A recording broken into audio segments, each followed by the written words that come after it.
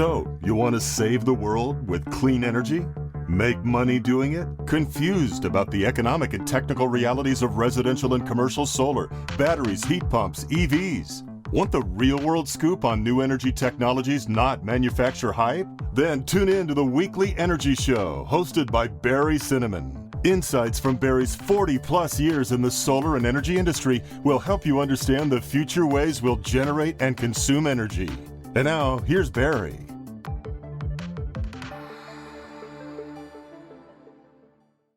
Welcome to this week's Energy Show. Now, this week's show is about the benefits and challenges of whole house electrification. Now, I was the guinea pig on this project. I moved into a 50-year-old San Jose house in January of 2019, and I decided that, this is a good opportunity to convert it to a complete 100% electric house. So with rooftop solar and changing out the appliances, we're now 100% carbon-free and negative electricity. Kind of oversized the solar system, so should get some money back from our friendly utility. Now, I learned lots of good lessons along the way, and it was not as easy as I thought. There are a few things I do differently, but all in all the changes that we made worked out great. We're saving a lot of money, and most importantly, my wife is happy. So there's both economic and environmental reasons to make this kind of a transition to an all-electric home. I'm getting rid of the natural gas appliances or anything else. Now, from an economic standpoint, with inexpensive electricity, mostly from solar, and all-electric heating, cooling, cooking, hot water, and electric vehicles, cheaper in almost every single situation. So if your electricity is relatively cheap because we have new heat pump technology, it's cheaper than natural gas appliances.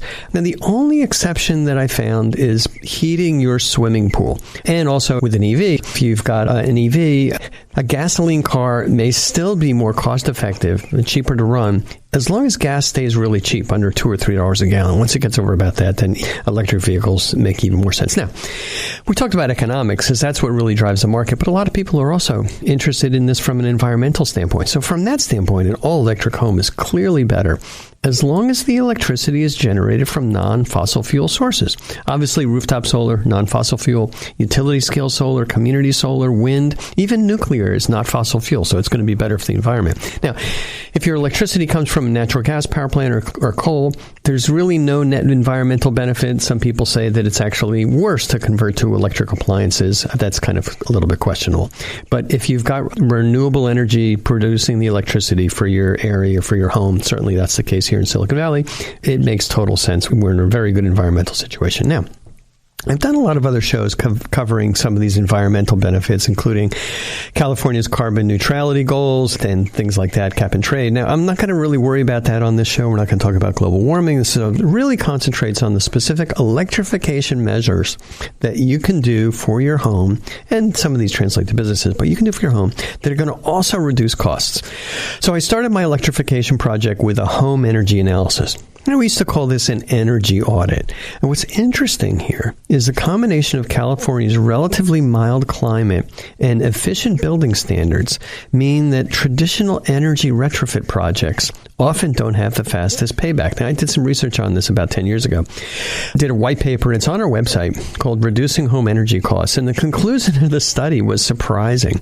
In most cases, even around the whole country, in most cases around the country, it was clearly more cost effective to generate cheap electricity with rooftop solar than to undertake major energy efficiency retrofits like insulating existing walls or installing new windows or installing a brand new heating system. The reason is that solar's gotten really cheap, and you can generate electricity or you can generate heat cheaper with solar than it would cost you to kind of make major changes to the building shell of your home. Okay, so do this home energy analysis. Once the energy analysis was done, it's easier to prioritize kind of how you want to approach this. Now, I did my electrification project in roughly the fastest payback order. And when you're talking about replacing major appliances like the furnace or the air conditioner, it's generally best to replace those when they break down. And that's when you want to install the electric version. It doesn't always make good sense to take a 2-year-old, hot water heater heating system and put in a heat pump. But if your hot water heater is 10 years old, it makes sense. But it's really important. And the reason why you have to prioritize and prepare for this is some of these electrical appliances require a lot of electrical power. They require a 30 or 40 amp circuit breaker, and you have to prepare for that. Okay, so here are the electrification things and the money-saving measures that I did. Number one, I did an energy analysis. Number two, I ran my appliances, changed the way I'm operating my house. When electricity is less expensive, it's free. You just have to change your controls, change your habits a little bit. Number three, I did the easy and cheap changes like LED light bulbs, an internet thermostat, a variable speed pool pump. The next thing I did was put in rooftop solar with a battery backup system. Next was I upgraded the electrical panel. You could install solar pool heating. I didn't do that. We'll talk about that. I installed heat pump heating air conditioning system. I installed a heat pump hot water system. I replaced my gas appliances, my range and my gas dryer with electric versions, and I installed an EV charger. Okay, so now we're going to kind of dive into these things in a little bit more detail. So after the energy analysis, the next thing to do, because it doesn't cost any money, is try to run your appliances when electricity is the least expensive.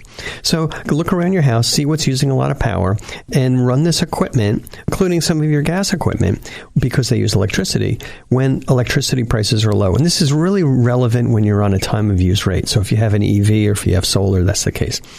Internet connected thermostat is really handy to schedule your HVAC use when prices are low. It's easy to adjust temperatures remotely when you're traveling or you're gone for the weekend. So those things aren't that big a deal. You can get a relatively cheap one for probably $100. You can spend more money and get a Nest. So that's good. Now, things like charging your electric vehicle. Obviously, if you're on the EV rate, you want to charge your electric vehicle at night. The cheapest time is currently for a standard EV rate between 11 p.m. and 7 a.m. Now, here's the next thing I realized. You can run your pool pump at night. You don't have to run your pool pump during the day. That's when the pool guys do it. But if you have a quiet motor, a quiet pump, run it at night. Save a lot of money that way. I mean, heck, that was like an epiphany to me. Run it during the day, it might be 37 cents a kilowatt hour. Run it at night, it's 13 cents a kilowatt hour. All right, wash and dry your clothes, particularly dry your clothes when rates are cheapest. Drying, especially when you have an electric dryer. But even if you have a gas dryer, and obviously your washing machine is electric, running these motors during peak times isn't good. Run them at off-peak times. You can also, if you have an electric dryer, you want to make sure that you're not using that dryer between, at really peak times. I have a little sign on my dryer that says, don't dry the clothes between 3 p.m. and 7 p.m. on weekends, because that's when the rates are highest, and that's when my wife and I are home, and we always have to be reminded of that. Now, next thing to do, once again, really cheap, sniff out all of the vampire power loads in your house to reduce that 24/7 energy use of plugged-in appliances. You can put in remote control power strips. You can make sure that, things that are kind of always on. I mean, heck, I've been to houses where they have projection rooms where they have a projection TV that's running like all the time. It's crazy. So make sure you turn all these things off and you can save a lot of money. So just by adjusting your habits with some really cheap control systems, you can do this. All right, next thing. I call it tackling the low-hanging fruit. These are the easy and inexpensive changes. Now we're going to spend a little bit of money. It's a no-brainer to replace all of your old incandescents and even your compact fluorescent bulbs with LED bulbs. The light quality of the new bulbs is excellent. Some LEDs have dimming capabilities, and paybacks are generally less than a year, just in terms of the reduction in energy use. I also bought easily installed LED tube fluorescents. I thought that'd be really great because I have fluorescents in my kitchen. They all use 40 watts. I think there's like 8 of them. That's 320 watts. And I put LEDs in. But I didn't want to change the ballast because that was going to be like more than a 1 hour project.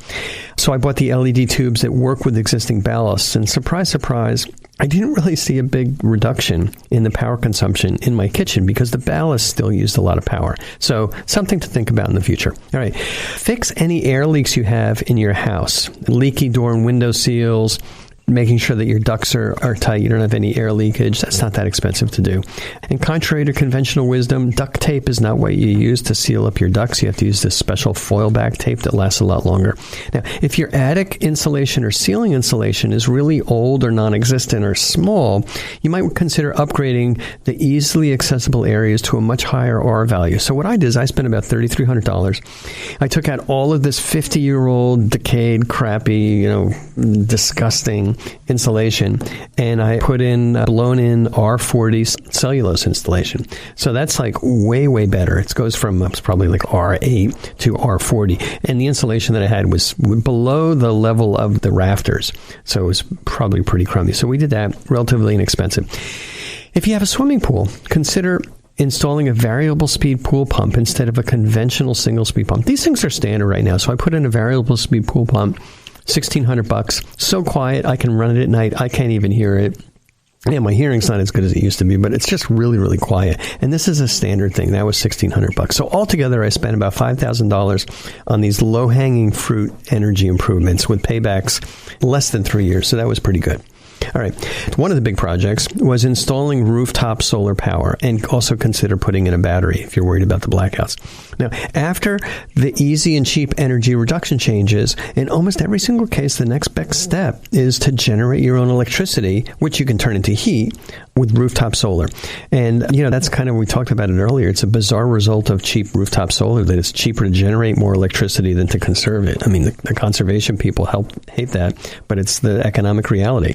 And keep in mind also that you've got this 26% for 2020 tax credit that applies to solar. It applies to any battery system you're putting in, and it also applies to any other work that's required as part of a new solar power system, such as maybe partially re-roofing your house, or if you need a whole roof on your house, maybe the section underneath the solar can qualify for the tax credit, or, very importantly, upgrading your electric service. So if you have an old 100 amp service or old 125 amp service, or even if you have an old 200 amp service with, arcing breakers, this is a good time to fix that and upgrade that. So for me, the 12 kilowatt system, I just kind of went a little bit overboard. I wasn't sure how much I would need because I wanted to make sure the house was heated and cooled, and I also thought about doing my pool, but I didn't decide to do that. I put in a little bit of a larger system, but I know my wife is going to get an electric vehicle in the next few years, so we'll have 2 EVs, and it's worth it. And I also put in a battery backup system with 2 batteries, 2 inverters. One of them is an EV charger. The total was about $55,000 after the tax credit. Now, when I kind of looked at the energy use of my house, it's clear to me that a basic 8 kilowatt system would have been enough for my needs because I did some conservation things. And that would have been, when I'm talking about my needs, that's enough for cooking with electricity, heating my water with electricity, and heating the house with electricity. And in that case, an 8 kilowatt system would have been about $20,000 after the tax credit. So that gives you a 6-year payback on the solar. It's pretty good. And now, because I have a battery, not only is the electricity cheap, but I also have backup power to get me through the next set of PG&E blackouts, which are basic. That's kind of the new reality. Okay. Now, next thing you can do is upgrade your electric service panel. And this is important because many older homes have 100 amp or 125 amp electrical services. That was entirely adequate when the house was built, but it can't handle the demands of even a partially electric household. So what you want to do is you want to take care of this upgrade now, because an EV charger is going to draw 40 amps, a heat pump heating system is going to draw 40 amps, a heat pump water heater is going to draw 30 amps, an induction range is going to draw 40 amps, and electric dryer is 30. So you kind of add all these things up. 100 amp, 125 amps is not enough to cut it. It's also going to limit the size of the solar you can put in now. So take care of this upgrade now, because it's going to take several months to complete with your utility. And if you do it with solar, you can apply the 26% tax credit for 2020 to that electrical panel upgrade. And the other thing, the reason why it's really important to do this now is it's really infeasible for older homes to convert to it, to take out the gas appliances, the gas hot water heater, the gas furnace, because when they die in the middle of the winter, you're in a hurry to get heat back, or you're in a hurry for hot water, and you can't wait to upgrade your electric service. So you got to prepare for this. All right. So for me, upgrading my old electric panel cost about $5,000 after the solar tax credit. Okay. Next thing, consider putting in a solar pool heating or a pool heat pump. Now, heating a pool can consume more energy than even your HVAC equipment. Now, most people heat their pools only occasionally. When I would have to heat up my pool, it'd be $75 in natural gas just to heat the thing up for a weekend when the kids would want to swim. Luckily, the kids aren't home that much. My wife and I don't swim. I don't really bother with heating the pool, so that's kind of off the territory there. But if you do have a pool and you want to heat the pool, the best way to do it is with solar pool heating panels, which basically circulate pool water up to panels on your roof and back, and it works really, really well. Super fast payback. You can extend the use of your pool, and it makes a lot of sense. Another alternative, which makes sense in some regions, depending on weather and electric rates, is to use a heat pump to heat your pool. Some of my friends have that. Okay. Next thing you can do is replace your gas appliances. Replace your gas dryer with an electric dryer. Replace your gas stove with an electric stove. Now, most homes are already equipped with a 240-volt electric dryer outlet, so getting an electric dryer is easy. At current electric and gas rates, it makes sense to convert to an electric dryer if you have rooftop solar and you can run your dryer during off-peak times. If you need to run your dryer during peak times or don't have solar, it still might make sense to stick with gas. So what I did is I put in a new electric dryer because when I moved in, the old owners took their dryer and washer with them, so we just bought an electric dryer. It's working great. Now, the other thing, consider replacing your gas range with an electric cooktop range. These things are fantastic. It's not the same as those old-fashioned red-hot glowing coils. They use magnetic induction to heat your cookware, and it's just really fast. It's better control than gas.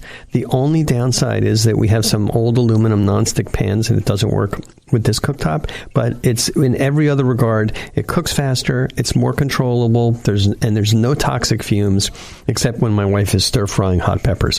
So when we did this, replacing the old gas cooktop with an induction cooktop cost about $2,100, including the installation. Okay. Lots of people have electric vehicles. You can charge your electric vehicle from the 120 volt outlet, but it's going to take you 10 or 20 hours. That's called a level 1 EV charger.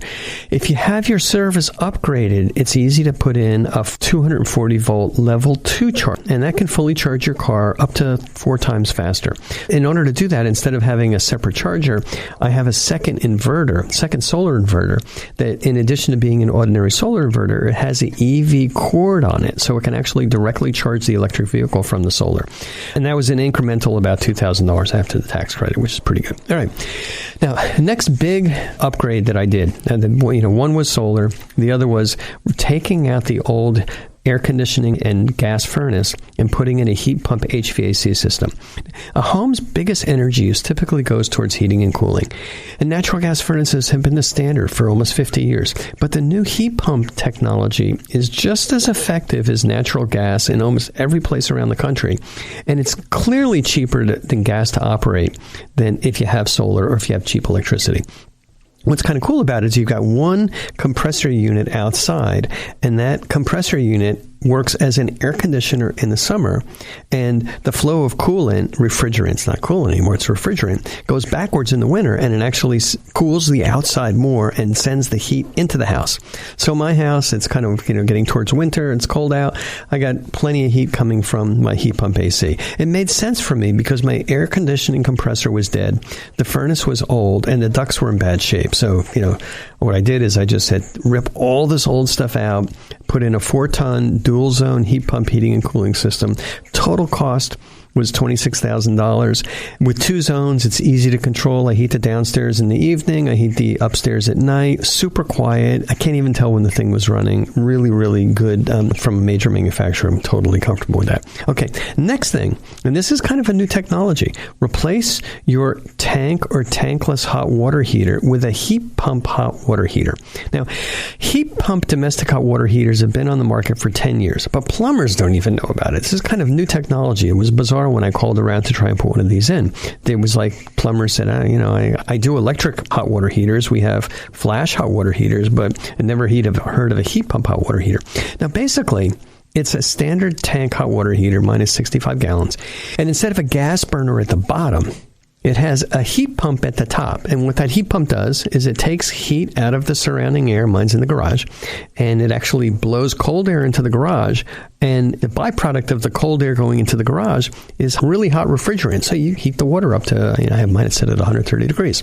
So it looks like the regular tank. It's plumbed in the same way as a regular tank, but you're basically capturing waste heat in the surrounding room and converting this heat into very hot water. It also has internet control, so you can kind of remotely say, hey, I forgot to set this thing down. I'm going on vacation. Let me, turn my water temperature down to 80 degrees, and I'll turn it back up when I get home. So really, really good. Now, when you talk to your plumber, I want to be really clear. It's not an electric or a gas flash hot water heater. Those are the things that kind of go outside and, it's instant hot. They use a lot of gas or they use a lot of electricity. This is basically a tank, highly efficient heater. And in almost every single case, these things are more efficient. If you have solar, it's really, really great.